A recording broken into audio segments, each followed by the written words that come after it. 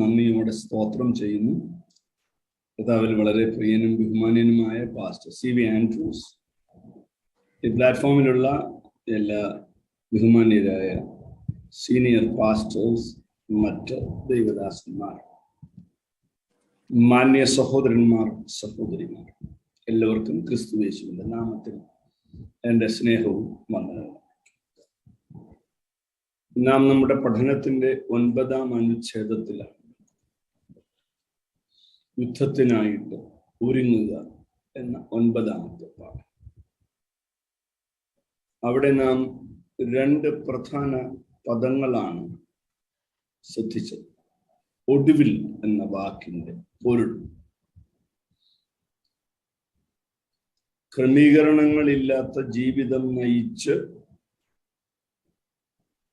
പിശാചിനെ എതിർക്കാം എന്ന് ഒരാൾ ധരിച്ചാൽ അയാൾ മൂഢസ്വർഗത്തിലാണ്.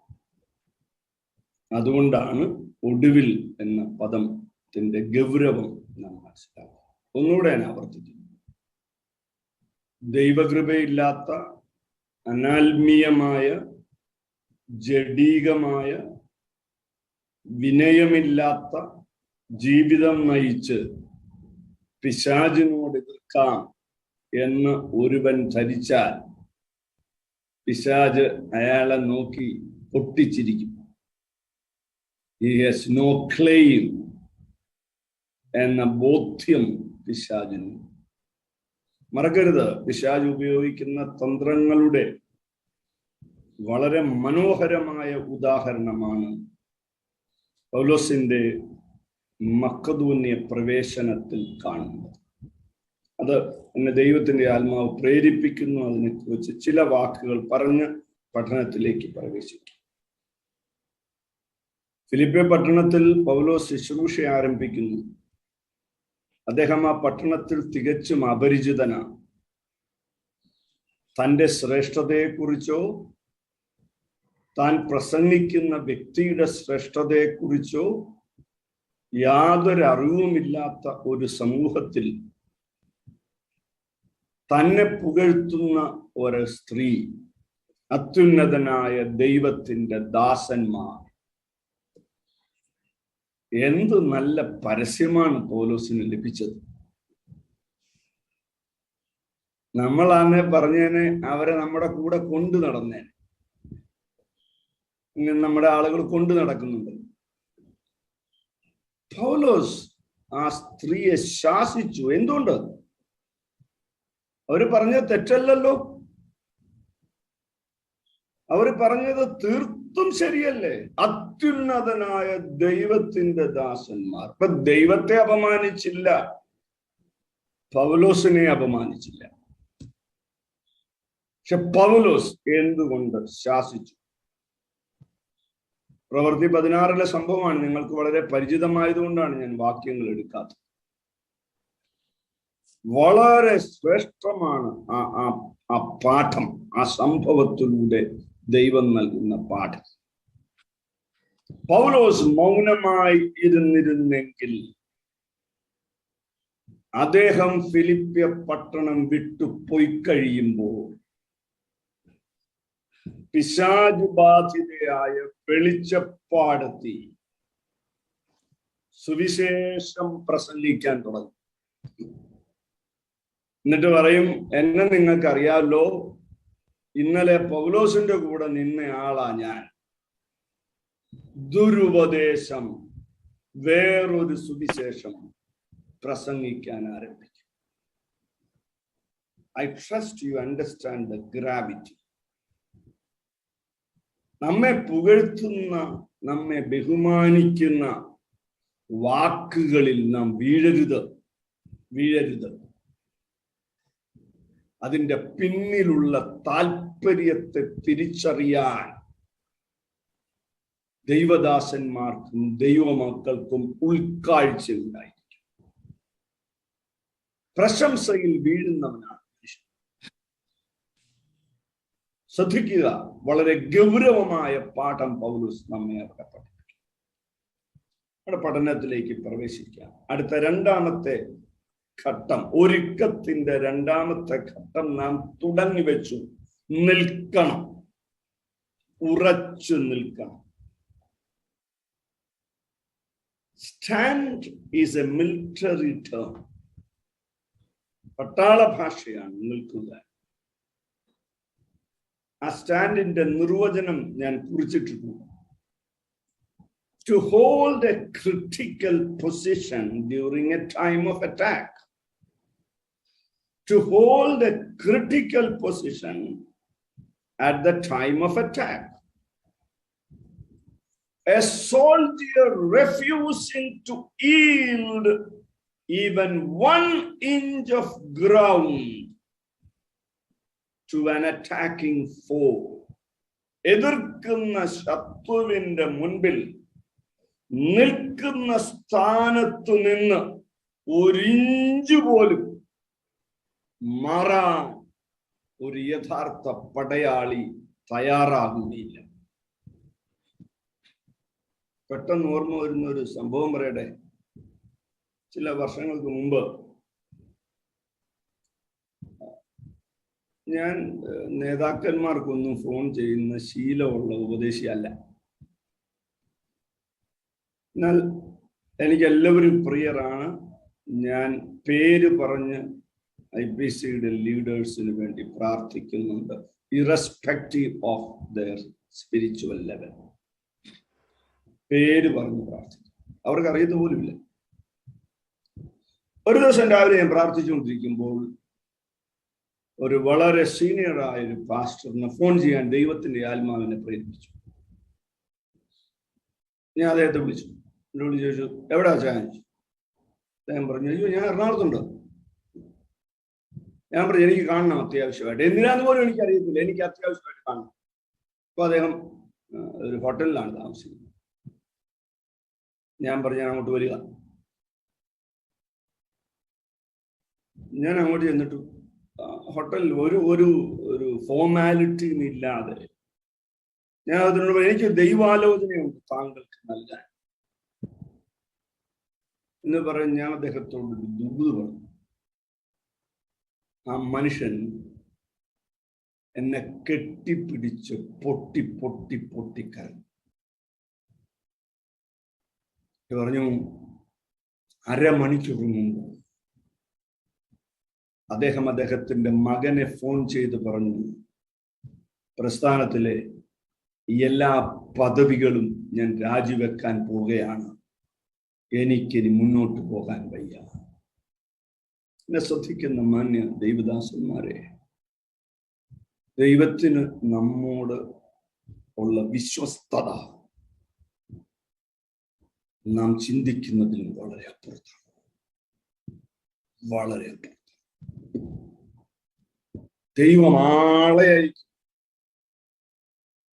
ആളെ അയക്കും ആലോചനയുമാണ്. വീട്ടിൽ വിളിച്ച് പ്രാർത്ഥിപ്പിക്കുന്നത് തെറ്റൊന്നുമല്ല.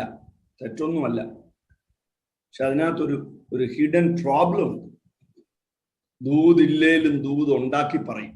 കാര്യം വിളിച്ചതല്ലേ വീട്ടിൽ. ഇതൊക്കെ ഹ്യൂമൻ നേച്ചറാണ്. ആരെയും കുറ്റം പറഞ്ഞിട്ട് കാര്യമില്ല. വിളിക്കുന്ന ആളൊരു ദൂത് പ്രതീക്ഷിക്കുന്നു. വരുന്നയാൾക്ക് അയാളുടെ ശുശ്രൂഷയുടെ വിലയെക്കുറിച്ച് വിളിച്ചവർക്കറിയാവുന്നത് കൊണ്ട് അത് നഷ്ടപ്പെടുത്താൻ ഇഷ്ടമല്ല. ഞാൻ ഉറപ്പ് പറയാം നിങ്ങളോട്, നിങ്ങളുടെയും എന്റെയും ജീവിതത്തെ കുറിച്ചുള്ള പ്രതിസന്ധികളുടെ കാലത്ത് ദൈവം നമുക്കാളയച്ചാലോചന നിശ്ചയമാണ്. നിശ്ചയം.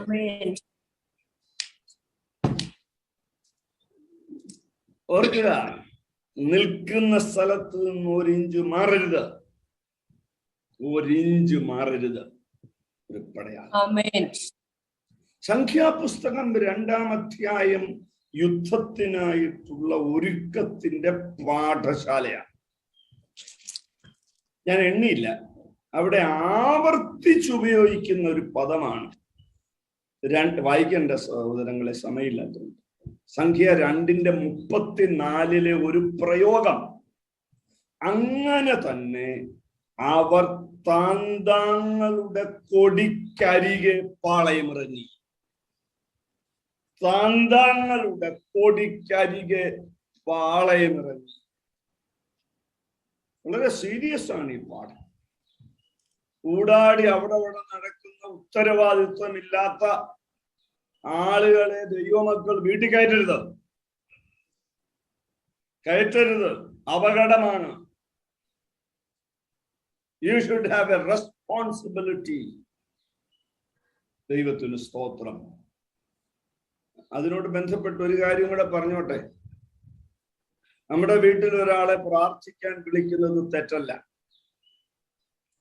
പക്ഷേ നാം ആ കൂട്ടത്തിൽ നമ്മുടെ സഭയിലുള്ള ചില ആളുകളെ കൂടെ വീട്ടിൽ പ്രാർത്ഥനയ്ക്ക് വിളിക്കുന്നുണ്ടെങ്കിൽ അത് സഭാ ശുശ്രൂഷകൻ അറിഞ്ഞിരിക്കണം.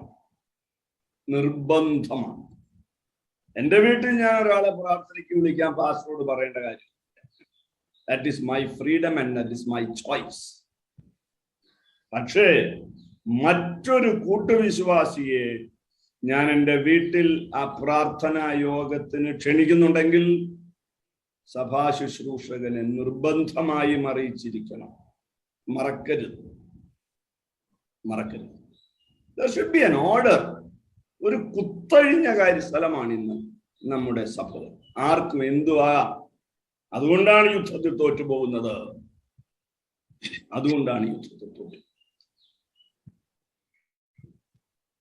താന്താന്റെ കൊടിക്കരികെ പാളയമിറങ്ങണം.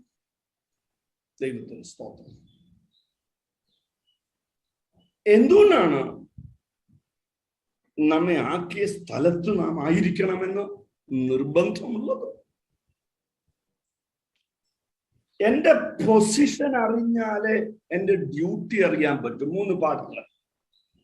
എന്റെ പൊസിഷൻ അറിഞ്ഞാലേ എന്റെ ഡ്യൂട്ടി എന്താണെന്ന് എനിക്കറിയാൻ പറ്റും. If only I know my place, I will know my duty. If only I know my duty, രണ്ടാമത്തെ പാഠം. If only I know my duty, I can attend to it. എന്റെ ഉത്തരവാദിത്വം എന്താണെന്ന് അറിയണമെങ്കിൽ എന്റെ സ്ഥാനം അറിയണം. എന്റെ സ്ഥാനം അറിഞ്ഞാലേ എന്റെ ഉത്തരവാദിത്വം അറിയാം. എന്റെ ഉത്തരവാദിത്വം അറിഞ്ഞാലേ ഞാൻ ആ ജോലി ചെയ്യാൻ കഴിയും. 3ാമത്തെ പാഠം. എന്റെ സ്ഥാനം അറിഞ്ഞാലേ എനിക്ക് അവിടെ നിന്ന് മൂവ് ചെയ്യേണ്ട കാര്യമില്ല എന്ന് മനസ്സിലാക്കാൻ കഴിയും. എന്നെ ഓർഡർ ചെയ്ത പാസ്റ്റർ എന്നോട് പറഞ്ഞ ഒരാലോചന, നിരവധി കാര്യങ്ങൾ പറഞ്ഞു. ഒരാൾക്ക് വേണ്ടി പ്രാർത്ഥിക്കുമ്പോൾ എത്ര ദൂരത്ത് നിൽക്കണമെന്ന് വരെ കൃത്യമായി ടീച്ചാൻ എന്നെ പഠിപ്പിച്ചു. വസ്ത്രധാരണം എങ്ങനെയായിരിക്കണമെന്ന് പഠിപ്പിച്ചു. കർത്തൃമേശയിൽ എങ്ങനെയായിരിക്കണമെന്ന് പഠിപ്പിച്ചു. അദ്ദേഹം എന്നോട് പറഞ്ഞു, നീ ചർച്ച് മിനിസ്ട്രി എടുക്കരുത്. നിന്റെ കോളിംഗ് അതല്ല. You are called for a wider purpose. ഞാൻ അതുപോലെ അനുസരിച്ചു. എൻ്റെ പ്രിയപ്പെട്ടവരെ, നമ്മുടെ വിളിയെക്കുറിച്ചുള്ള ബോധ്യമാണ് നമ്മെ ശുശ്രൂഷയിൽ ശ്രേഷ്ഠരാക്കുന്നത്. താഴോട്ട് വരുമ്പോൾ പഠിപ്പിക്കാൻ ഞാൻ നോക്കൂ. അതിനോട് ബന്ധപ്പെട്ട് 2-3 വാക്യങ്ങൾ. 1 കൊരിന്ത്യർ 7:17. മനോഹരമാണ് ആ വാക്യം. വായിക്കാമോ നിങ്ങൾ? ഇല്ലെങ്കിൽ ഞാൻ വായിക്കാം. 1 കൊരിന്ത്യർ 17:7. ഓരോരുത്തരും കർത്താവ് വിഭാഗിച്ചു കൊടുത്തതുപോലെയും ഓരോരുത്തരെ ദൈവം വിളിച്ചതുപോലെയും അവനവൻ നടക്കട്ടെ. ഇങ്ങനെയാകുന്നു ഞാൻ സകല സഭകളിലും ആജ്ഞാപിക്കുന്നത്. എത്ര ആംപ്ലി ക്ലിയർ. ദൈവം വിളിച്ചതുപോലെ നടക്കട്ടെ. നല്ലവനും മിടുക്കനുമായ ദാസനെ, നല്ലവനും പ്രസിദ്ധനുമായ ദാസനെ എന്നല്ല, നല്ലവനും വിശ്വസ്തനുമായ ദാസനെ. നാം മറക്കരുത്, ആരും അറിയാത്ത അസാധാരണമായ വചനബോധ്യമുള്ള നിരവധി ദൈവദാസന്മാരുണ്ട്. നിരവധി ദൈവദാസന്മാർ, അസാധാരണന്മാരായ ദൈവദാസന്മാരുണ്ട്. പ്രസിദ്ധി ആഗ്രഹിക്കാതെ അവരെ ആക്കിയ ആട്ടിൻകൂട്ടത്തെ മേയിച്ച് ജീവിക്കുന്ന നിരവധി ദൈവദാസൻ. ഒരു ചർച്ച് പാസ്റ്റർ ഇങ്ങനെ ഓടി നടന്ന് കൺവെൻഷൻ പ്രസംഗിക്കുന്ന പഠിപ്പിക്കുന്ന ആളാണ് ഞാൻ. He is called to be a pastor. തന്റെ ആടുകളെ മേയിക്കാൻ വിളിച്ച ആൾ അത് ചെയ്യണം. എല്ലാ വേലയും കൂടെ ഒരുമിച്ച് ചെയ്യണ്ട. അവനവൻ ദൈവം വിളിച്ചതുപോലെ നടക്കണം. സ്വന്തം ഇഷ്ടത്തിന് നടക്കാൻ പറ്റില്ല. 1 കൊരിന്ത്യർ 7:20 അടുത്ത പൗലോസ് വീണ്ടും ആവർത്തിക്കുന്നു. ഓരോരുത്തൻ വിളിക്കപ്പെട്ട സ്ഥിതിയിൽ തന്നെ വസിച്ചു കൊള്ളട്ടെ. എന്ത് ക്ലിയർ ആണ്! വിളിച്ച വിളി തിരിച്ചറിഞ്ഞ അവിടെ തന്നെ ആയിരിക്കും. ഇതെല്ലാം എല്ലാത്തിലും കാണാം.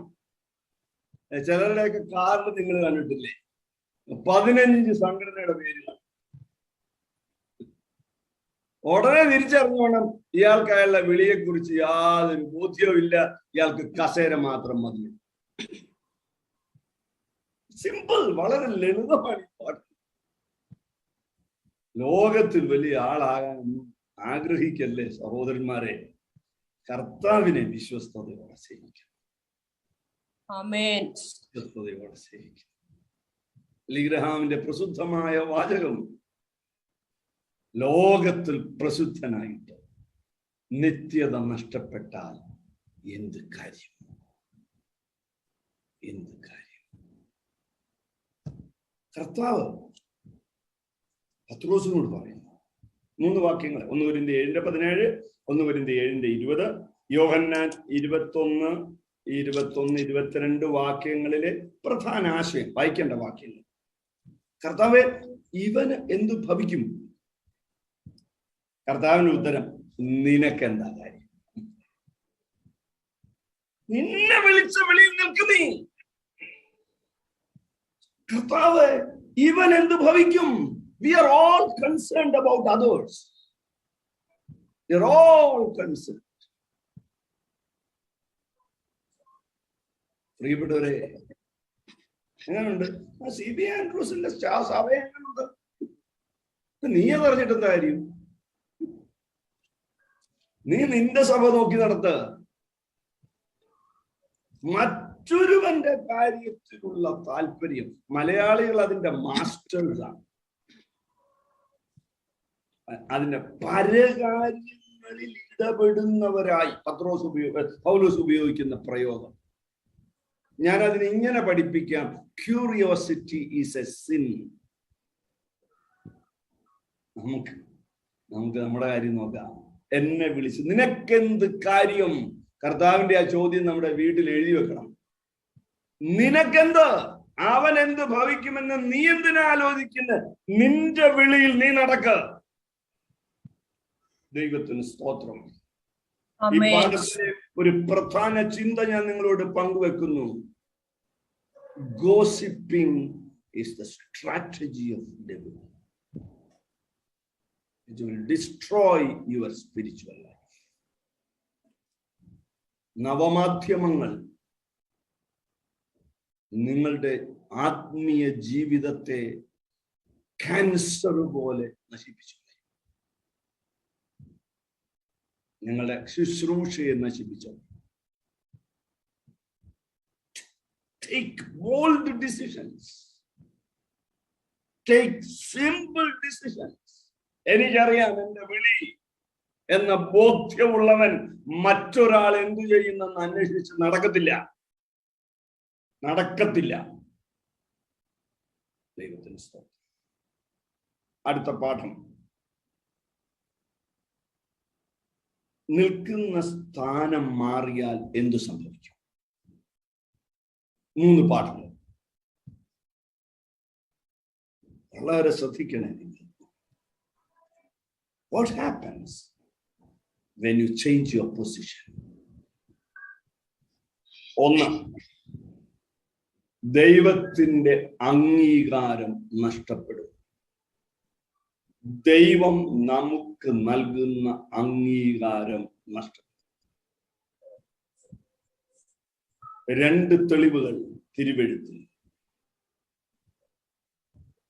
ശൗല് വിളിക്കപ്പെട്ടത് രാജാവായിട്ടാണ്. ശൗല് വിളിക്കപ്പെട്ടത് പുരോഹിതനായിട്ടല്ല. പക്ഷേ ശൗൽ സ്ഥാനം മാറി, പലതവണ മാറിയില്ല, ഒരു തവണയെ മാറി. 1 ശമൂവേൽ 13:14 ഇപ്പോഴോ നിന്റെ രാജത്വം നിലനിൽക്കയില്ല.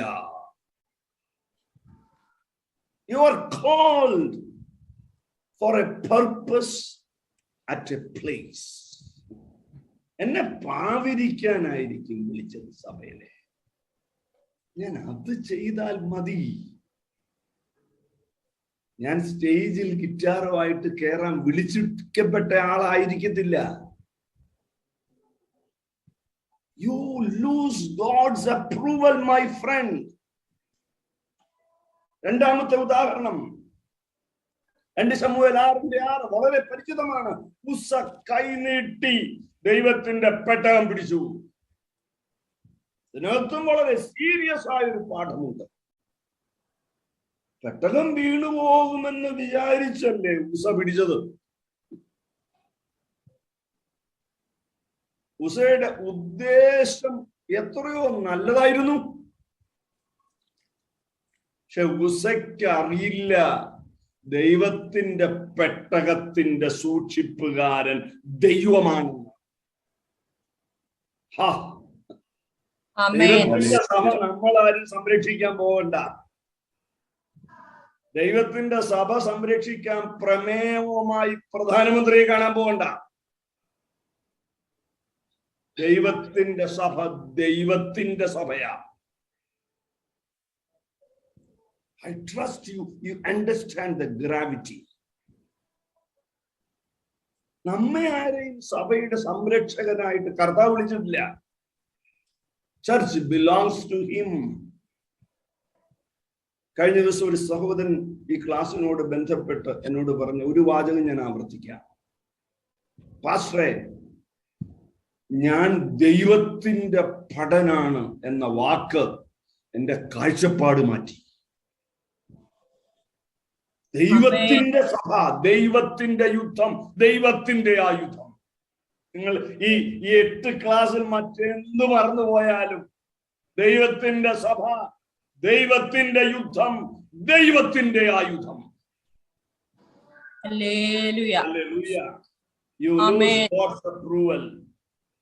നമ്മെ ഏൽപ്പിച്ചത് ചെയ്യാതെ മറ്റെന്ത് കാര്യം നാം ചെയ്താലും ദൈവത്തിന് പ്രസാദമാകില്ല.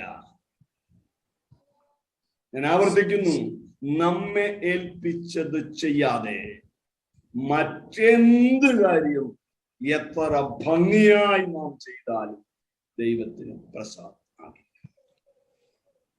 2, 1 ദൈവത്തിന്റെ അംഗീകാരം നഷ്ടപ്പെടും. 2 ദൈവത്തിന്റെ പ്രൊട്ടക്ഷൻ നഷ്ടപ്പെടും. You lose God's protection.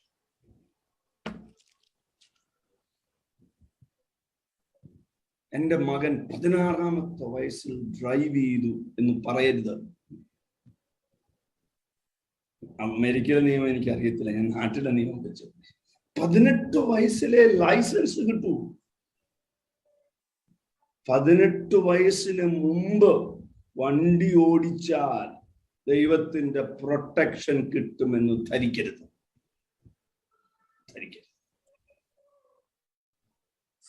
Every step in a different direction is a departure from God. I repeat, every step in a different direction is a departure from God. അതിമനോഹരമായ ഉദാഹരണം. യോനയുടെ ഉദ്ദേശശുദ്ധി വളരെ, ഞാൻ നിനവേക്കാരെ പഠിച്ചപ്പോൾ ഞാൻ ഞെട്ടിപ്പോയി. അവരുടെ സ്വഭാവത്തിന്റെ ക്രൂരത, ജീവനോടെ മനുഷ്യരുടെ തോലുരിഞ്ഞ് നിർത്തുമായിരുന്നു നിനവേക്കാർ. അത്ര ക്രൂരരായി.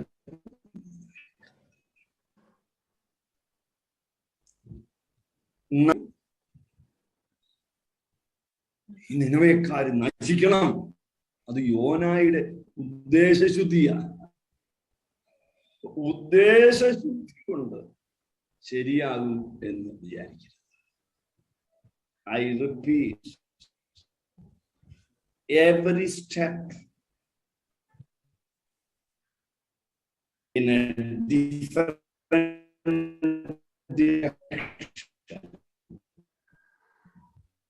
is a departure from God. കമ്പനിക്ക് അകത്ത് വെച്ച് ആക്സിഡന്റ് ഉണ്ടായാൽ കമ്പനി നിങ്ങളെ കെയർ ചെയ്യും. കമ്പനി നിങ്ങളുടെ ഭാവി കാര്യം നോക്കും. കമ്പനിക്ക് പുറത്തു വെച്ച് അപകടം ഉണ്ടായാൽ കമ്പനിക്ക് ഉത്തരവാദിത്വമില്ല. You lose God's protection. തെളിവ് എല്ലാത്തിനും തിരുവെഴുത്തിയ തെളിവാണ്. സംഖ്യാപുസ്തകം 22, ഭൂമി വായ് തുറന്നു വിഴുങ്ങിക്കളഞ്ഞു കോരഹിനെ. യോനെ എടുത്ത് സമുദ്രത്തിൽ ഇട്ടുകളഞ്ഞു. യോനിന്റെ 15. മൂന്നാമത്തെ പാഠം, വിളിച്ച ഏൽപ്പിച്ച ജോലി ചെയ്യുന്നില്ലെങ്കിൽ പ്രതിഫലം ലഭിക്കില്ല. You will not be rewarded for a work that you are not called for. പരീക്ഷ എഴുതുന്ന കുട്ടി എത്ര മനോഹരമായ കൈയക്ഷരത്തിൽ ചോദിച്ച ചോദ്യത്തിനല്ല മറ്റൊരുത്തരമാണ് എഴുതുന്നതെങ്കിൽ മാർക്ക് 0. മാർക്ക് 0. ലൂക്കോസ് 16:2 അതിനാധാരമായി നിന്റെ കാര്യവിചാരത്തിന്റെ കണക്ക് ഏൽപ്പിച്ചു തരിക. ഇംഗ്ലീഷിലെ ആ പ്രയോഗം മനോഹരമാണ്. Give an account of your management. Give an account of your stewardship. നിന്നെ ഏൽപ്പിച്ചത്. ഒരു സ്ഥലത്ത് ചർച്ച് ഓഫ് ഗോഡിന്റെ ഒരു വേല തുടങ്ങി അതൊന്ന് നന്നാകുന്നെന്ന് കണ്ട IPCക്കാർ ഉടനെ അവിടെ ഒരു വേല തുടങ്ങും.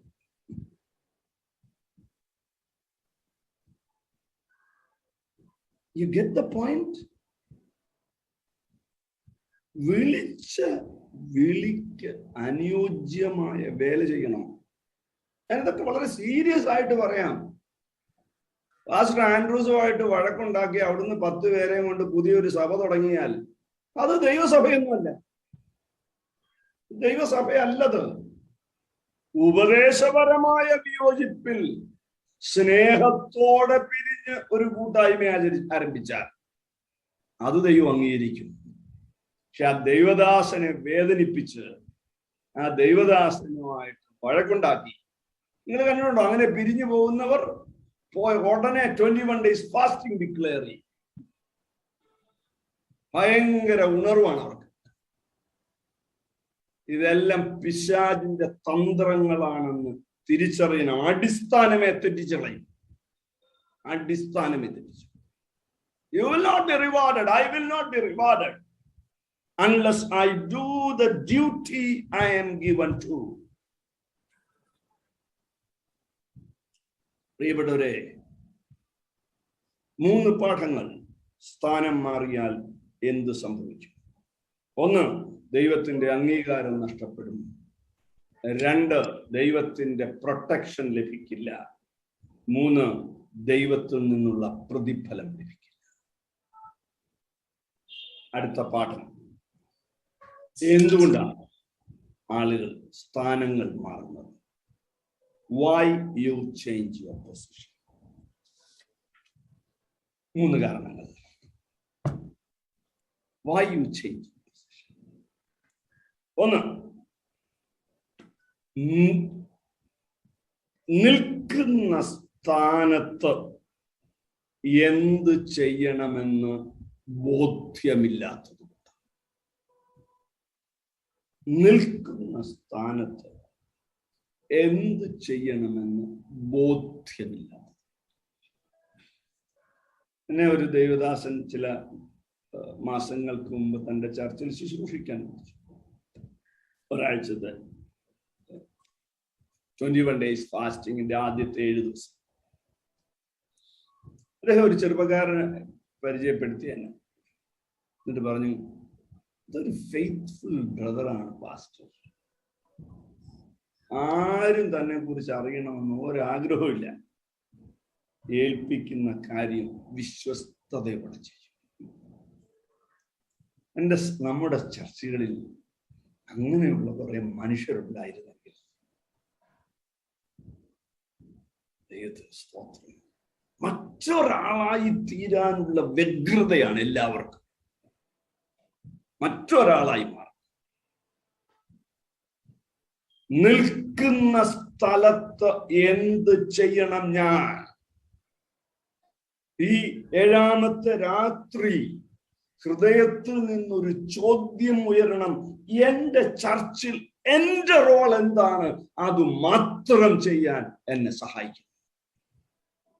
I don't want to become somebody else. I never want to become somebody else എന്ന് ദൈവസന്നിധിയിൽ വിശ്വസ്തയോടെ പറയാൻ കഴിയും. 1 തിമോത്തിയോസ് ഇതിനാധാരമായ വാക്യം 1 തിമോത്തിയോസ് 5:15. ഇപ്പോൾ തന്നെ ചിലർ സാത്താന്റെ പിന്നാലെ പോയല്ലോ. പൗലോസ് പറയുകയാണ്,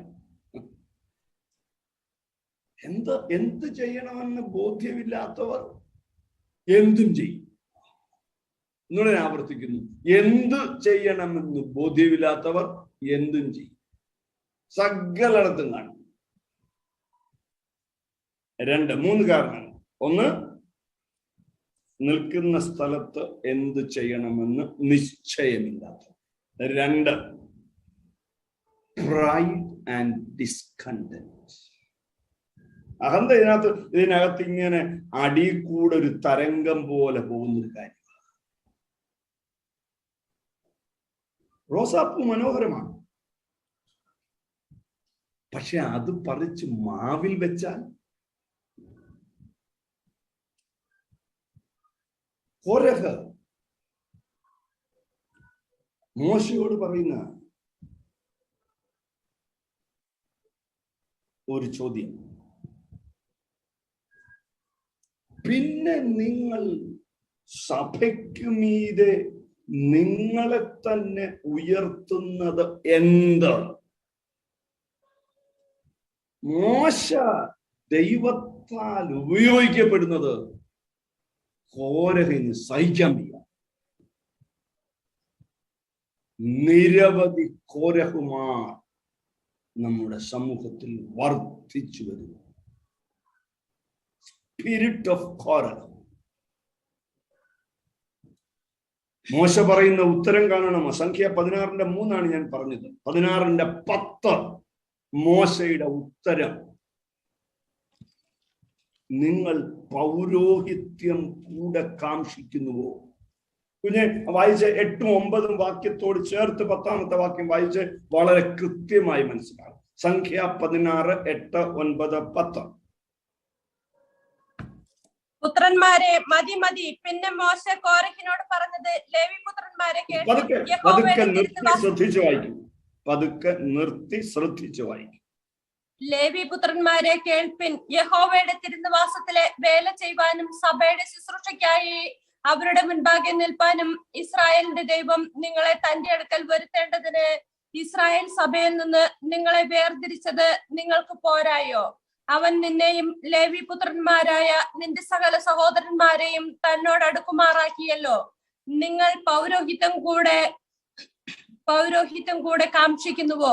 ഇത് ഹേതുവായിട്ട് നീയും മതി.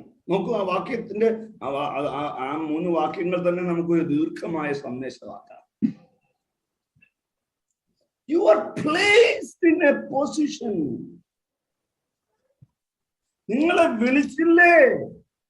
നിങ്ങൾ കോരഹിന്റെ ഡ്യൂട്ടി വായിച്ച രസമാണ്. ആലയത്തിലെ വിശുദ്ധ വസ്തുക്കളുടെ സൂക്ഷിപ്പുകാരനായിരുന്നു കോരഹിന്റെ കുടുംബം. വളരെ വളരെ റെസ്പോൺസിബിൾ ആയൊരു ജോലിയാണ്. മോശ ചോദിക്കുക, നിനക്കിത് പോരെ?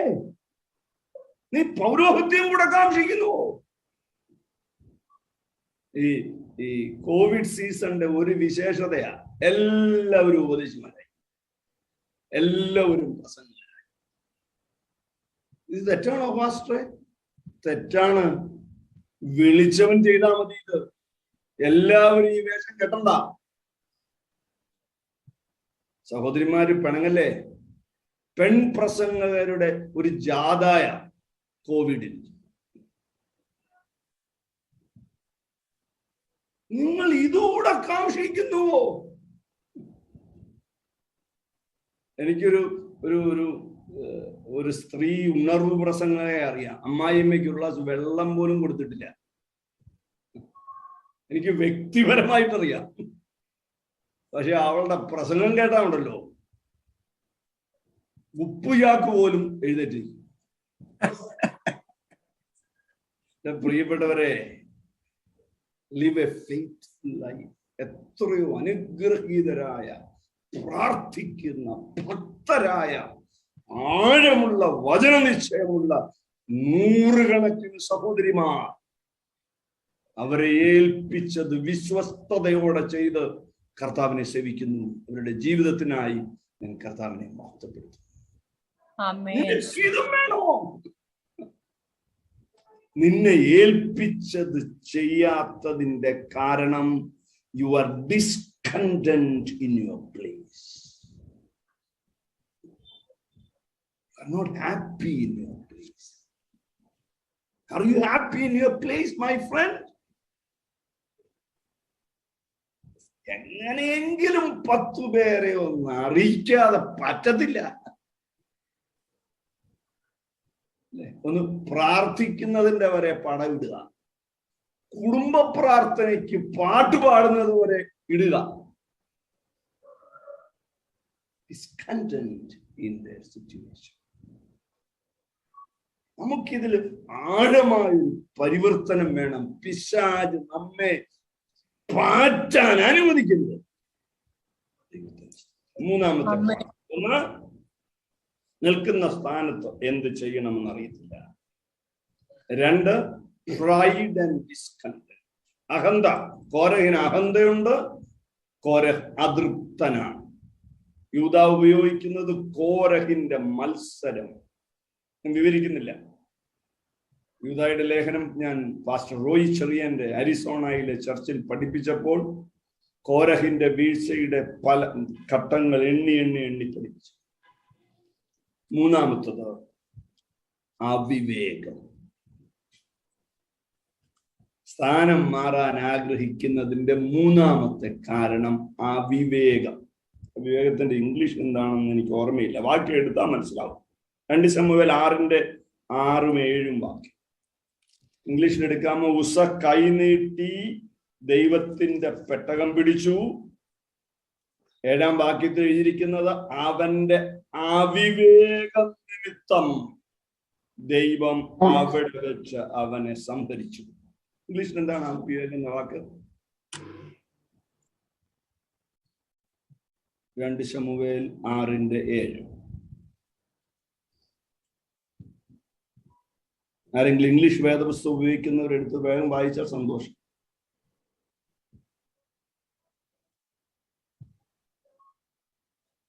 And when they came to Nachon's threshing floor, Uzzah put on his hand to the ark of God and took hold of it, for the oxen stumbled. Then the anger of the Lord was aroused against Uzzah, and God struck him there for his error. And for his error എന്നാണ് ഇംഗ്ലീഷിൽ. പക്ഷെ അതൊരു ശരിയായ പരിഭാഷയല്ല. അവിവേകം എന്ന മലയാളം പദം കുറെ ഗൗരവമുള്ള. അതിന്റെ ഒറിജിനൽ ടെക്സ്റ്റ് നോക്കിയാൽ നമുക്ക് മനസ്സിലാകാം. നമുക്ക് മറ്റൊരിക്കലും അത് നോക്കാം. നിങ്ങൾ ഈ വാക്കുകളുടെ അർത്ഥത്തിൽ ആത്മാവിൽ ഒരു ബോധ്യം വരുന്നില്ലെങ്കിൽ ഉടനെ അതിന്റെ ഒറിജിനൽ നോക്കാം. ഇതൊക്കെ എളുപ്പ വഴികളാണ്. എബ്രായ ഭാഷയിൽ അല്ലെങ്കിൽ യവന ഭാഷയിൽ അവിടെ ഉപയോഗിച്ചിരിക്കുന്ന വാക്കെന്താണ്? ഇംഗ്ലീഷിലെ മറ്റൊരു പരിഭാഷയിൽ നെഗ്ലിജൻസ്, ഇറവറൻസ്. പാസ്റ്റർ സാംസൺ ഇട്ടു. Very good, thank you pastor. Irreverence. അതും അവിവേകവുമായിട്ട് അങ്ങോട്ട് ചേർന്നില്ല. അവിവേകം കുറച്ചുകൂടെ മലയാളത്തിലെ ചില പദങ്ങൾ മനോഹരമാണ്. വേദപുസ്തക പരിഭാഷ. വിവേകമില്ലായ്മ, ദൈവത്തിന്റെ പെട്ടകം ദൈവം സൂക്ഷിക്കും എന്ന ബോധമില്ലായ്മ, അവിവേകം. 3 കാരണങ്ങൾ കൊണ്ട് സ്ഥാനമാണ്. നമ്മൾ ശുശ്രൂഷയുടെ ആരംഭകാലങ്ങൾ നമ്മളെ തന്നെ ഒന്ന് തിരിഞ്ഞു നോക്കിയാൽ എന്തുമാത്രം അവിവേകം കാണിച്ചു, എന്തുമാത്രം. എൻ്റെ ഒരു ഉദാഹരണം പെട്ടെന്ന് മനസ്സിൽ ഓർമ്മ എന്ന് പറയാം. കുറെ വർഷം മുമ്പ് കൊട്ടാരക്കരയിൽ ഒരു ചർച്ചിൽ മിനിസ്ട്രിയാണ്. ആദ്യത്തെ സെഷൻ കഴിഞ്ഞ് ഉണ്ണാനിരിക്കുമ്പം ചർച്ചിലെ പാസ്റ്റർ പറഞ്ഞു, സാറിനെ വിളിച്ചപ്പം ഇച്ചിരി പേടിയുണ്ടായിരുന്നു. ഞാൻ ചോദിച്ചു, എന്താ പാസ്റ്ററെ? മറന്നുപോയ ആ സംഭവം? ഏത് സംഭവം? സാറ് മറന്നേ പോയോ? എങ്കിൽ ഞാൻ ഓർമ്മിപ്പിക്കാം. പണ്ട് ഞാനിരുന്ന സഭയിൽ പാസ്റ്റർ വന്നു, എന്നിട്ട് ഒരുത്തന്റെ തലയെ കൈവച്ചിട്ട് പറഞ്ഞു, നീ വ്യഭിചാരിയാണ്. സഭ ഇളകിപ്പോയി. ഇന്ന് ഞാനത് പരസ്യമായിട്ട് പറയില്ല. എന്നോട് ദൈവാത്മാവ് പറഞ്ഞാലും ഞാൻ പരസ്യമായി അങ്ങനെ പോയി പറയില്ല. രഹസ്യമാണ്. വിവേകം, maturity. Holy Spirit never insults. Holy Spirit corrects.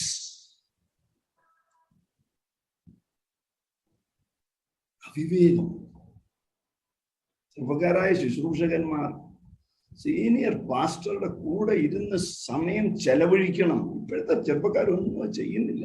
So sad. അവർക്കെല്ലാം തികഞ്ഞെന്ന അവരുടെ വിചാരം. എന്റെ ചെറുപ്പത്തിൽ I made it A point seniors ആയിട്ടുള്ള അടുത്ത് പോയിരുന്നവരുടെ അനുഭവങ്ങൾ ചോദിക്കുക, ഉപദേശം ചോദിക്കുക, എന്റെ ശുശ്രൂഷ കണ്ടിട്ട് അതിലെ തെറ്റുകൾ ചൂണ്ടിക്കാട്ടുക. പ്രിയപ്പെട്ടവരെ, humility is not a weakness. Humility is a sign of wisdom. സമയം വളരെ പറന്നു പോകുന്നു. Stand firm. മാർട്ടിൻ ലൂതറിന്റെ പ്രസിദ്ധമായ വാചകം ഞാൻ എഴുതിയിട്ടുണ്ട്. 1521 ഏപ്രിൽ മാസം 2-ാം തീയതി ഡയറ്റ് ഓഫ് വോംസിന്റെ മുൻപിൽ കത്തോലിക്ക സഭയുടെ പ്രമുഖരായ പണ്ഡിതന്മാരുടെ സഭ തന്നെ ചോദ്യം ചെയ്തതിന്റെ പേരാണ് ഡയറ്റ് ഓഫ് വോംസ്. അവിടെ അദ്ദേഹം പറയുന്ന ഒരു വാചകം, my conscience is captive to the word of God. My conscience is captive to the word of God. I cannot change. Here I stand. Hallelujah. എന്റെ മനസാക്ഷി ദൈവവചനത്തിന്റെ അടിമയാണ്.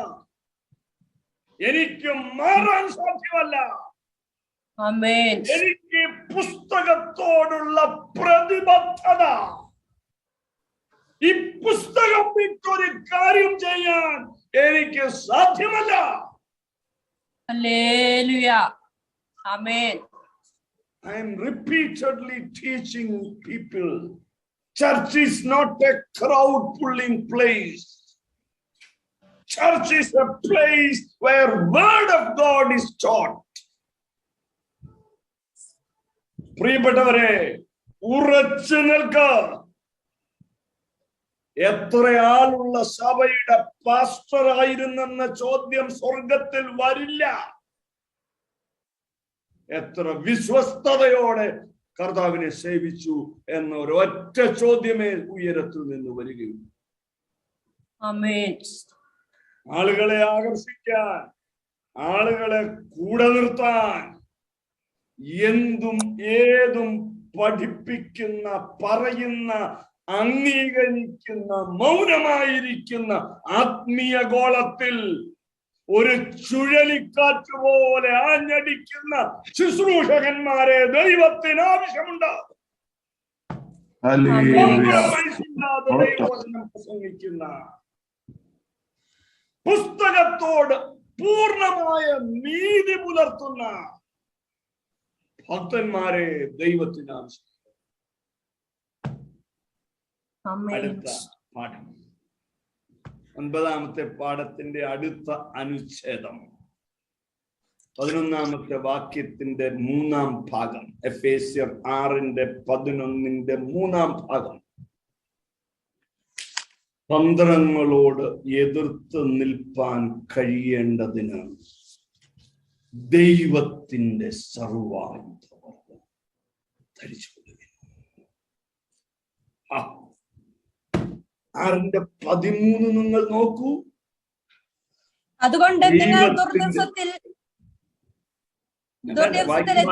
വായിക്കുന്നു. ഞാൻ ആശയം മാത്രം നിങ്ങളുടെ ശ്രദ്ധയെ കൊണ്ടുവരാം. 13ാമത്തെ വാക്യത്തിൽ വീണ്ടും പറയുന്നു, ദൈവത്തിന്റെ സർവായുധ വർഗം എടുത്തുകൊള്ളുവിൻ. ധരിക്കണം, എടുക്കണം. ഇതിലേതാണ് ഏറ്റവും പ്രധാനപ്പെട്ട ചോദ്യം? അപ്രസക്തമാണ്. ദൈവത്തിന്റെ സർവായുധ വർഗം. അർത്ഥം, ഒരായുധം കുറയ്ക്കാൻ കഴിയില്ല, ഒരായുധം കൂട്ടാനും കഴിയില്ല. God designed, it is God perfected, it is God given. ഞാൻ ആവർത്തിക്കുന്നു, ഒരായുധം കുറയ്ക്കാൻ കഴിയില്ല, ഒരായുധം കൂട്ടാനും കഴിയും.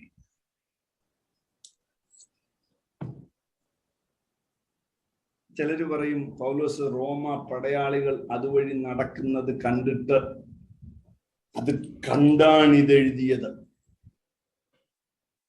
വെറും പെരിഫറൽ ഇന്റർപ്രിട്ടേഷൻ, വികലമായ ഇന്റർപ്രിട്ടേഷൻ. പൗലോസിന് റോമ പടയാളിയുടെ വേഷം കണ്ടല്ല ഈ പുസ്തകം എഴുതിയത്. ഈ പുസ്തകം പരിശുദ്ധാത്മാവ് എഴുതിപ്പിച്ചതാണ്.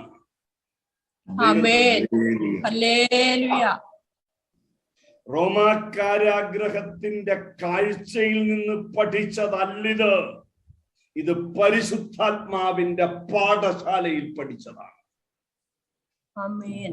ഒന്നുകൂടെ പറയട്ടെ, ദൈവസഭയാകുന്ന പാഠശാലയിൽ വേദപുസ്തകമാകുന്ന പഠന ഗ്രന്ഥം ഉപയോഗിച്ച് പരിശുദ്ധാത്മാവാകുന്ന അധ്യാപകൻ ഹൃദയമെന്ന നോട്ട്ബുക്കിൽ കുറിക്കുന്നതാണ് ക്രിസ്തീയ ജീവിതം. ദാവീദിന് ഗോലിയാത്തിനെ വീഴിക്കാൻ ശൗലിന്റെ പടച്ചട്ട ധരിക്കണ്ട. യുദ്ധക്കളത്തിൽ ഇറങ്ങുന്നവൻ ഇറക്കിയവനാരാണോ അവനായുധം ധരും. പട്ടാളത്തിരുന്ന ആളോട് ചോദിച്ചാൽ നന്നായിട്ട് മനസ്സിലാവില്ല. I cannot use another weapon which is not given to me. എന്നെ ഏൽപ്പിച്ച് ആയുധമേ എനിക്ക് ഉപയോഗിക്കാൻ അവകാശമുള്ളൂ. എന്നെ ആക്കിയ സ്ഥാനത്ത് നിൽക്കാനേ എനിക്ക് അവകാശമുള്ളൂ. നോക്കൂ, ദൈവം ആയുധം തരുന്നു, പക്ഷേ ധരിപ്പിച്ച് തരില്ല. വേദപുസ്തകത്തിൽ ഒരു വാക്ക് ശ്രദ്ധിക്കും, എടുത്ത്. കൊൾവിൻ, ധരിച്ചു കൊൾവിൻ. You need to wear it. He will give, but you need to wear it.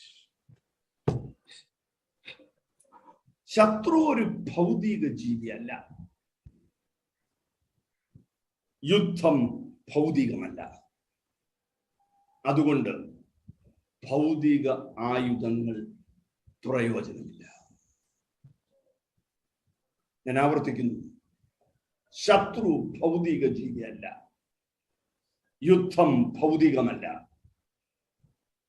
അതുകൊണ്ട് ഭൗതിക ആയുധങ്ങൾ ഈ യുദ്ധത്തിന് പ്രയോജനം ചെയ്യില്ല.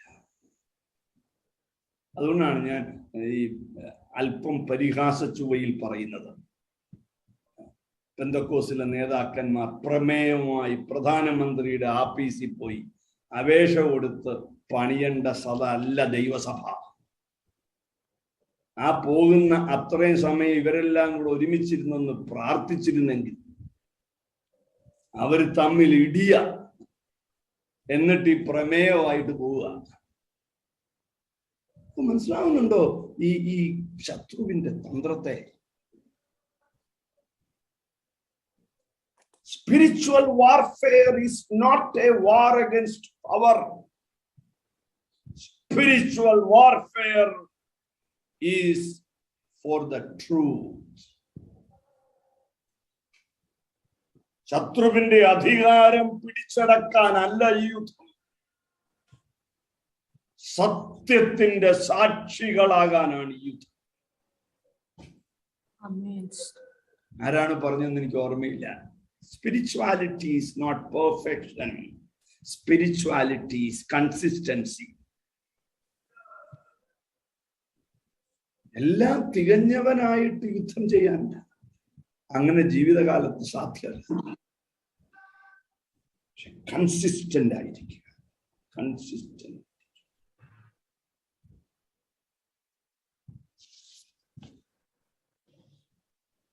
നാം തമ്മിൽ ഫൈറ്റ് ചെയ്താൽ നമുക്ക് പോരാട്ടമുള്ളത് ജഡരക്തങ്ങളോടല്ല എന്ന വാക്കിന്റെ ഗൗരവം എന്താണ്? ഞാനും നിങ്ങളുമായി യുദ്ധം ചെയ്താൽ ശത്രു അതിന്റെ ഇടയിൽ നമ്മുടെ ശ്രദ്ധ നഷ്ടപ്പെട്ടെന്ന് കണ്ട് ശത്രു കൈവശമാക്കും പലതും കൈവശമാക്കും. ഞാൻ ഒരിക്കലും ഒരു മനുഷ്യന് ഒരു സഭയിലൊന്നും പോണില്ല, ഒരു പട്ടണത്തിൽ നിന്ന് വേറൊരു പട്ടണത്തിൽ ചെന്നതാ. എനിക്ക് പരിചയമുള്ള ആളാ. ഞാൻ ചോദിച്ചു, ബ്രദർ എവിടെ ആരാധനയ്ക്ക് പോകുന്നു? ഞാൻ പോകുന്നില്ല പാസ്റ്റർ. എന്താ കാര്യം? എന്റെ പാസ്റ്റർ, ഞാൻ ഈ പട്ടണത്തിൽ വന്നു, ഞാൻ ആദ്യമായിട്ട് ഒരു ചർച്ച യോഗത്തിന് പോയി. പിറ്റേ ദിവസം വൈകുന്നേരം മുതൽ എന്നെ ഫോണാ ആളുകള്, അവിടെ പോലെ കേട്ടോ, അവിടെ പോരുത്. ആ സഭയെ കുറിച്ച് കുറെ കുറ്റം. അടുത്തയാളെ വിളിച്ച് ഇന്നയാളുടെ അടുത്ത് പോകല്ലേ, അയാളെ കുറിച്ച് കുറ്റം. Destroyed his attitude. These are all things happen in our community, my brother. കൂട്ടുവേലക്കാരനെ കുറിച്ച് അപവാദം പറയുക, വീഴ്ച പറയുക, പരാജയങ്ങൾ പറയുക. കർത്താവ് പറയുന്നുണ്ട്, നിങ്ങൾ ഒരുത്തനെ വിശ്വാസത്തിൽ നഷ്ടപ്പെടുമ്പോൾ ഉപദേശത്തിൽ അവനെ വീഴിക്കാൻ ശ്രമിക്കുമ്പോൾ അങ്ങനെ ചെയ്യുന്നവരെ കഴുത്തിൽ കല്ലുകെട്ടി കളയണം. When I fight with you, my energy is being lost. ശത്രുവിനോടെതിരെ ഉപയോഗിക്കേണ്ട എന്റെ ശക്തി ഞാൻ നഷ്ടപ്പെടുത്തി കളയുന്നു. Are you getting serious? ഞാൻ എന്റെ ഭാര്യയുമായിട്ട് യുദ്ധം ചെയ്യുമ്പോൾ എന്റെ ശക്തിയാണ് ചോർന്നു പോകുന്നത്. ശത്രുവിനെതിരെ യുദ്ധം ചെയ്യാനുള്ള എന്റെ ശക്തി.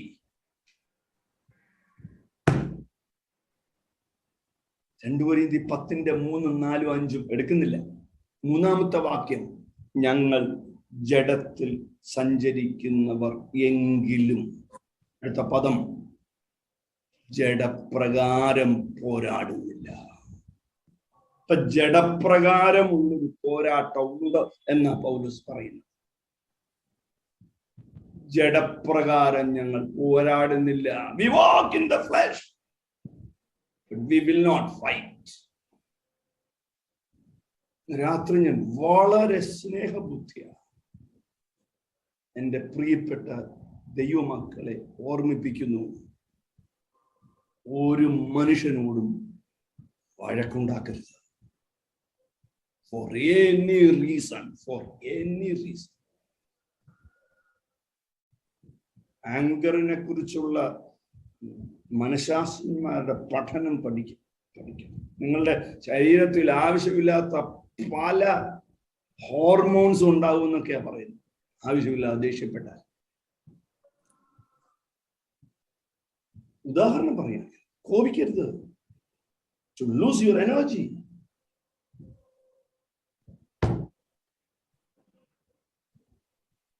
നാം ജഡപ്രകാരം പോരാടുമ്പോൾ ശ്രദ്ധിക്കാത്ത വാചകം, സുവിശേഷം സത്യമല്ല എന്ന സന്ദേശമാണ് നാം ലോകത്തിന് നൽകുന്നത്. ഞാൻ ആവർത്തിക്കുന്നു, നാം ജഡപ്രകാരം പോരാടുമ്പോൾ സുവിശേഷം സത്യമല്ല എന്ന സന്ദേശമാണ് ഞാൻ ലോകത്തിന് നൽകുന്നത്. കുറച്ചുകൂടെ വ്യക്തമാക്കട്ടെ, യേശു ക്രിസ്തു സമാധാനത്തിന്റെ പ്രഭു. സമാധാന സുവിശേഷത്തിനായിട്ടുള്ള ഒരുക്കം കാലിന് ചെരുപ്പാക്കി. എനിക്കതൊന്നും പഠിപ്പിക്കാൻ സമയം കിട്ടില്ല. സുവിശേഷത്തിന് ഒരുങ്ങണമെന്നല്ല, സമാധാന സുവിശേഷത്തിനായുള്ള ഒരുക്കം. ഇപ്പൊ സുവിശേഷത്തിന്റെ ഒരു വിശേഷതയാണ് സമാധാനം. വഴക്കാളിയായ മനുഷ്യൻ മിണ്ടാപ്രാണിയാക്കുന്ന മാർഗം. പക്ഷെ നാം തമ്മിൽ വഴക്കിടുമ്പോൾ നാം ലോകത്തോട് വിളിച്ചു പറയുന്നത്, ഞങ്ങൾ ഈ പ്രസംഗിക്കുന്നതൊക്കെ വെറുതെയാണ്, ഇതൊന്നും സത്യമല്ല. Are you getting the seriousness? യേശുക്രിസ്തു സമാധാനം നൽകുമെന്ന് ഞാൻ പ്രസംഗിക്കുന്നത് കളവായി മാറും ഞാൻ നിങ്ങളുമായി വഴക്കിടുമ്പോൾ. ദൈവത്തിന്റെ സർവായുധ വർഗത്തിന്റെ ശക്തിയെ നാം പരിഹാസ്യമാക്കുന്നു ലോകത്തിന്റെ മുന്നിൽ. നാം ജഡപ്രകാരം പോരാടുമ്പോൾ 4-ാമത്തെ പാഠം, we fail and the devil wins.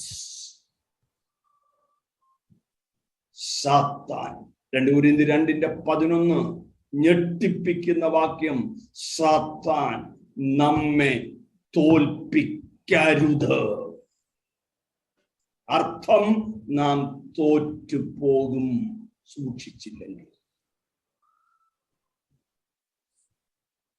When you fight, you are allowing him to win.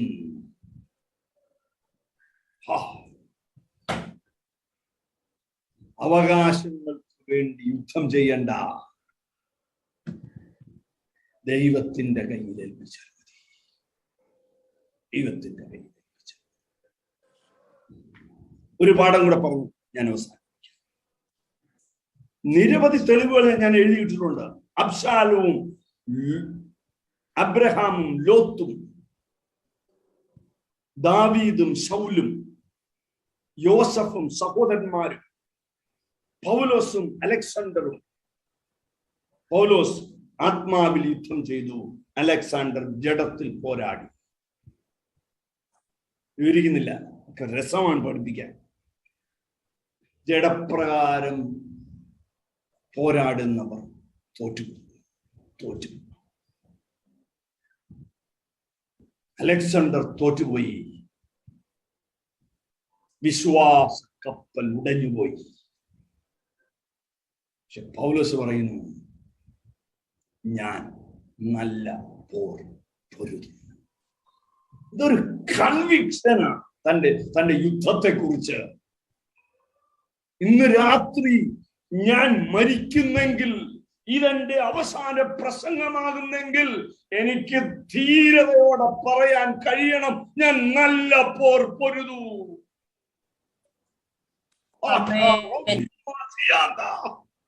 എന്റെ ശരീരത്തിൽ ഇന്ന് രാത്രി ദൈവശക്തി വ്യാപരിക്കുന്നു. നമുക്ക് ഉറപ്പോടെ I did my job.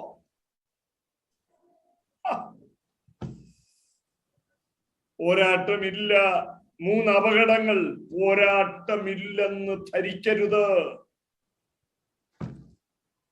പോരാട്ടം വിട്ടോടരുത്. തെറ്റായ ആയുധം ഉപയോഗിക്കരുത്. 3 അപകടങ്ങൾ. 1, പോരാട്ടമില്ലെന്ന് പറയരുത്. പരിഹാസമാണ് ഇന്ന് പല ആളുകൾക്കും പോരാട്ടം എന്ന വാക്ക് കേട്ടാൽ ഉടനെ. അതും പിശാചിന്റെ സ്ട്രാറ്റജിയാണെന്ന് തിരിച്ചറിയണം. നമുക്ക് പോരാട്ടം ഉണ്ടെങ്കിൽ എന്നല്ല പൗലോസ് പറഞ്ഞത്, നമുക്ക് പോരാട്ടം ഉള്ളത് എന്ന് തീർത്താണ് പൗലോസ് പറയുന്നത്. You are in the war, whether you understand or not, whether you realize it or not. You are in the war front. പോരാട്ടം വിട്ടോടരുത്. അമ്മായിയമ്മയ്ക്ക് കീഴ്പ്പെട്ട് ജീവിക്കാൻ മടിയുള്ളവൾ വീടെടുത്ത് ഉടനെ മാറുക.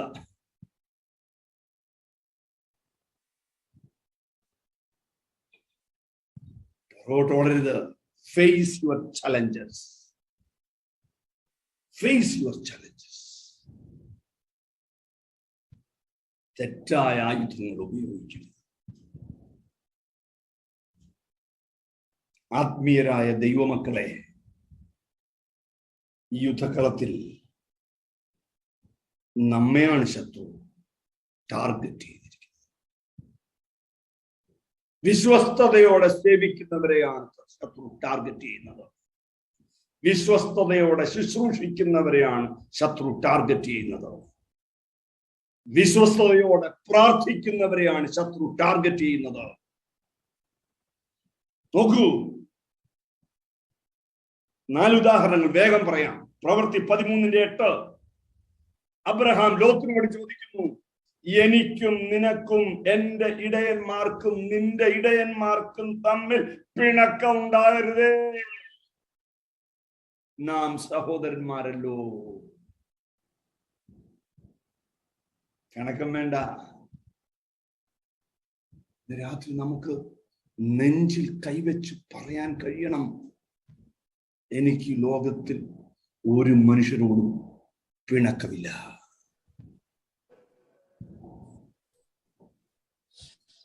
യോസഫ് തന്റെ സഹോദരന്മാരോട് പറയുന്ന ഒരു വാചകം, എല്ലാം വിവരിക്കാൻ നമ്മുടെ സമയം കഴിഞ്ഞു പോയി. അതുമാത്രം പറഞ്ഞ് ഞാൻ അവസാനിപ്പിക്കാം. കൊട്ടാരത്തിൽ യോസഫിന്റെ സകല നന്മയും ലഭിച്ചിട്ടും ക്യാരക്ടറിന് ഒരു വ്യത്യാസവും വരാത്തവരായിരുന്നു യോസഫിന്റെ സഹോദരന്മാർ. അപ്പൻ മരിച്ചു കഴിഞ്ഞപ്പോ പറയാണ്, ഇവൻ നമുക്ക് പകരം വീട്ടും. അവർക്ക് ജോസഫിനെ ഒരിക്കലും മനസ്സിലായില്ല. പക്ഷെ യോസഫിന്റെ വാചകം കേൾക്കണോ? ഉൽപ്പത്തി 50:19. യോസഫ് അവരോട്, നിങ്ങൾ ഭയപ്പെടണ്ട, ഞാൻ ദൈവത്തിന്റെ സ്ഥാനത്ത് ഇരിക്കുന്നു. ഞാൻ നിങ്ങളെ ന്യായം വിധിക്കില്ല. നിങ്ങൾ എന്നോട് ചെയ്ത ദോഷത്തിന് ഞാൻ നിങ്ങൾക്ക് പകരം ചെയ്യില്ല. ഇന്ന് രാത്രി നിങ്ങൾ ഇരിക്കുന്ന ഇടത്ത് തിരുമുഖം നോക്കി പറയണം, ഞാൻ ദൈവത്തിന്റെ സ്ഥാനത്തല്ല. എന്നോട് ദോഷം ചെയ്ത ഒരുവനോട് പോലും ഞാൻ പകരം വീട്ടത്തില്ല. എന്റെ യുദ്ധം ജഡരക്തങ്ങളോടല്ല, ഷാറാ ഖമാസിയാന റീഖോ റഗസിയ. തർക്കവും വാദവും വാഗ്വാദവും നമ്മുടെ യുദ്ധത്തിന്റെ ലക്ഷ്യം തെറ്റിക്കും. ഞാൻ അവസാനിപ്പിക്കട്ടെ. നമുക്ക് നമ്മുടെ ആയുധം വേണ്ട, ദൈവത്തിന്റെ സർവായുധവർഗം. ചെമ്പുപണിക്കാരൻ അലക്സാണ്ടർ എനിക്ക് വളരെ ദോഷം ചെയ്തു. ദോഷം ചെയ്തെന്നല്ല പൗലോസ് പറയുന്നത്, വളരെ ദോഷം ചെയ്തു. അവന്റെ പ്രവൃത്തികൾക്ക് തക്കവണ്ണം കർത്താവ് അവന് പകരം ചെയ്യും. ഒരു വാക്കുകൊണ്ട് പോലും നമുക്ക് ദോഷം ചെയ്തവരെ ഉപദ്രവിക്കരുത്. ഒരു വാക്കുകൊണ്ട് പോലും, ഒരു വാക്കുകൊണ്ട് പോലും നമുക്ക് ദോഷം ചെയ്തവർക്കെതിരെ പറയരുത്. അവിടെയാണ് ശത്രുവിന്റെ തന്ത്രങ്ങളെ അതിജീവിക്കുന്നത്. ഞാൻ എൻ്റെ വാക്ക് ചുരുക്കുമ്പോൾ എൻ്റെ ഹൃദയത്തിൽ വലിയ പ്രേരണ ദൈവാത്മാവ് തരുന്നു. ഒരു നിമിഷം കണ്ണുകൾ അടച്ച് പ്രാർത്ഥിക്കാം. You are called for a greater purpose, my brother. ഒരു വലിയ വിളിയാണ് നമ്മുടേത്.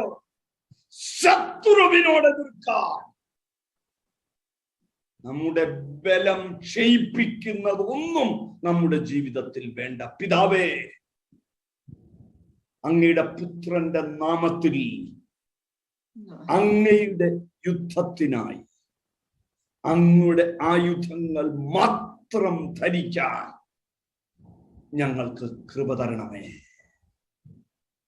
പകയില്ലാത്ത, വിരോധമില്ലാത്ത, വെറുപ്പില്ലാത്ത, കയ്പില്ലാത്ത ശ്രേഷ്ഠമേറിയ ക്രിസ്തീയ ജീവിതം ഞങ്ങൾക്ക് ദാനം ചെയ്യണമേ. അങ്ങയുടെ നാമം മഹത്വപ്പെടണം. യേശുവിൻ നാമത്തിൽ പിതാവേ, ആമേൻ. ദൈവം നിങ്ങളെ അനുഗ്രഹിക്കട്ടെ. Thank you dear pastor.